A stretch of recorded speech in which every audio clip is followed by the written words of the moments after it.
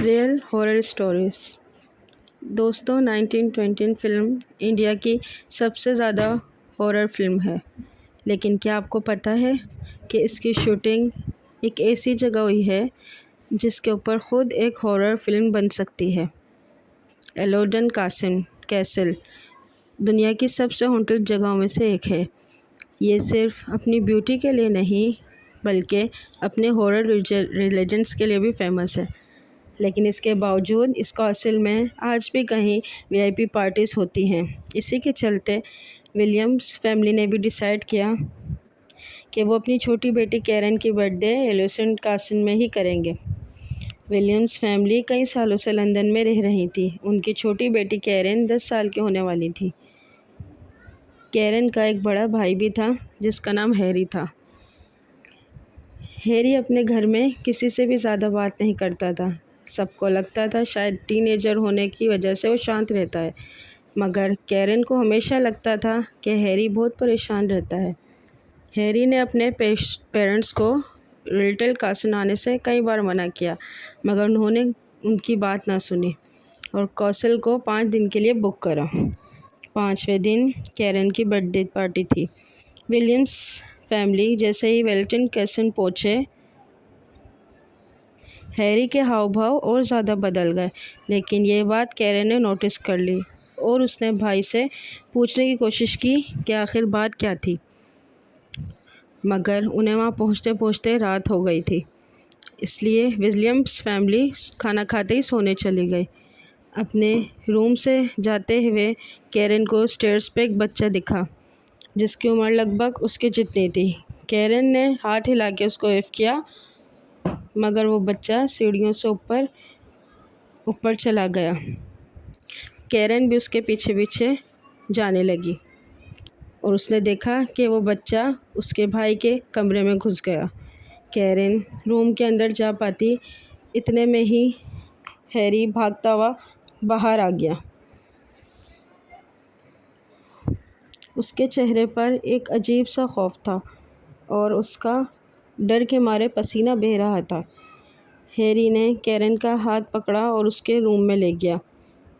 Karen को अपने भाई के हाव भाव कुछ समझ ना आए तो उसने हैरी से उस बच्चे के बारे में पूछा। हैरी ये सुन के चौंक गया और उसने ये सुनकर कैरन से उस बच्चे से दूर रहने से कहा। उसके बाद वो दोनों अपने रूम में सो गए। सोते हुए कैरन को ऐसा लगा जैसे उसके सर पे किसी ने हाथ रखा है और धीरे धीरे वो हाथ उसके गले तक आया और अचानक उसे गला दबाने लगा। कैरन ने जैसे ही आँख खोली तो उसके होश उड़ गए क्योंकि हैरी उसके ऊपर बैठा उसका गला दबा रहा था। कैरन डर के मारे चिल्लाई और तभी उसके पेरेंट्स वहाँ आ गए। कैरन ने अपने पेरेंट्स को बताया कि हैरी उसको मारने की कोशिश कर रहा था। उसके पेरेंट्स ये सुन के घबरा गए। हैरी ने कभी ऐसा नहीं किया था।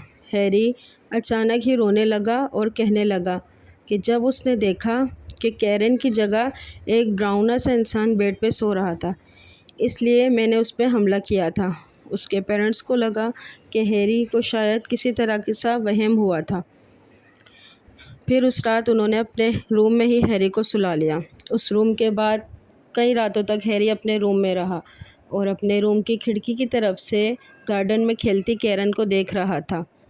कैरन की बर्थडे पार्टी से 2 दिन पहले उसके मॉम डैड बाहर गए। कैरन को कासिल में वो बच्चा अक्सर नज़र आता था जिसे अक्सर उसने पहले दिन देखा था। उसी रात कैरन अपने रूम में बैठी बर्थडे ड्रेस पहन के देख रही थी कि तभी उसने शीशे में वही बच्चा देखा। कैरन जैसे ही मुड़ी तो वो बच्चा वहाँ ना था। कैरन दरवाजे से निकल के कॉरिडोर में आई और देखा कि वो बच्चा सामने खड़ा था, माना कैरन को अपने साथ खेलने के लिए बुला रहा था। कैरन भी उसकी तरफ बढ़ने लगी, मगर तभी अचानक कुछ ऐसा हुआ कि कैरन के पैरों समेत ज़मीन खिंच गई। कॉरिडोर से एक बहुत ही डरावना आदमी आया हथौड़ा लेकर उस बच्चे के सर पे मार गिराया। वो बच्चा उस वार की वजह से सीढ़ियों से नीचे गिरा और नीचे गिरते ही गायब हो गया। कैरन ये देखकर बहुत ज़ोर से चिल्लाई। उस आदमी की नज़र कैरन की ओर लगी और उसकी तरफ आने लगी। इतने में हैरी वहाँ आ गया और उसने अपनी बहन कैरन को धक्का देके खुद उस आदमी के सामने आ गया। वो आदमी हैरी के आर पार हो गया और ऐसा होते ही वो आदमी भी सामने से गायब हो गया। मगर हैरी बुरी तरह कांपने लगा। उसकी आंखें सफ़ेद हो गईं और उसके मुंह से झाग निकलने लगे। हैरी वहीं नीचे ज़मीन पे गिर गया और उसकी बॉडी अकड़ने लगी। वो बहुत ही ज़्यादा भयानक लग रहा था। देखते ही देखते हैरी बिल्कुल शांत हो गया। उसकी मौत हो चुकी थी। ये देखकर कैरन सर से पांव तक खौफ में आ गई। कुछ देर तो वो वहीं जमी खड़ी रही। फिर हिम्मत करके वो हैरी के रूम में गई और अपने पेरेंट्स को फ़ोन करके बुलाया। जब मिस्टर विलियम्स घर पहुँचे तो कैरन हैरी के रूम में बेहोश पड़ी थी। जब वो होश में आई तो उसे याद ना था। पूरी विलियम्स फैमिली इस इंसिडेंट से बहुत ज़्यादा डर गए थे। उन्होंने जब हैरी का सामान छाना तो उसकी डायरी मिली, जिसमें उसने लिखा था कि उसे मरे हुए लोग नज़र आते हैं। हैरी ने बचपन में भी ये अपनी मॉम को बताया था, मगर उन्होंने कभी उसका विश्वास ना किया था और हैरी का मजाक समझकर उसे इग्नोर किया। हैरी को अपना ये गिफ्ट एक कर्ज की तरह लगने लगा था और वो कैरन की सेफ्टी के लिए बहुत परेशान रहता था। एलेटन कासल में आते ही हैरी को वहाँ सारी आत्माएं दिखने लगी थी और वो ये जानकर और परेशान हो गया था कि कैरन को भी उस बच्चे की आत्मा नज़र आई।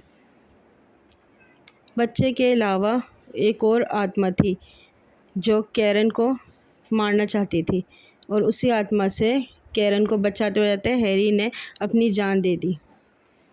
आसपास पहुंचने पर पता लगा कि हैरी सच कह रहा था। इस कैसल की कहानियों पर यकीन है 3 आत्माएं होती हैं। कभी किसी को औरत दिखती थी, कभी किसी को बच्चा दिखता था और कभी किसी को एक आदमी नज़र आता था। और वहाँ जो भूत था वो बहुत ही ज़्यादा इविल स्पिरिट का भूत था। लोग कहते हैं कि वो इविल स्पिरिट एक कारपेंटर की है जो उस कैसल में काम करता था। उस कारपेंटर की कैसल के मालिक से लड़ाई हो गई थी और इसलिए कैसल के मालिक ने उस कारपेंटर को मार डाला था। उस दिन के बाद पूरी विलियम्स फैमिली कैरन की बर्थडे मनाने कभी कैसल नहीं गई, क्योंकि जन्मदिन बेहद खौफ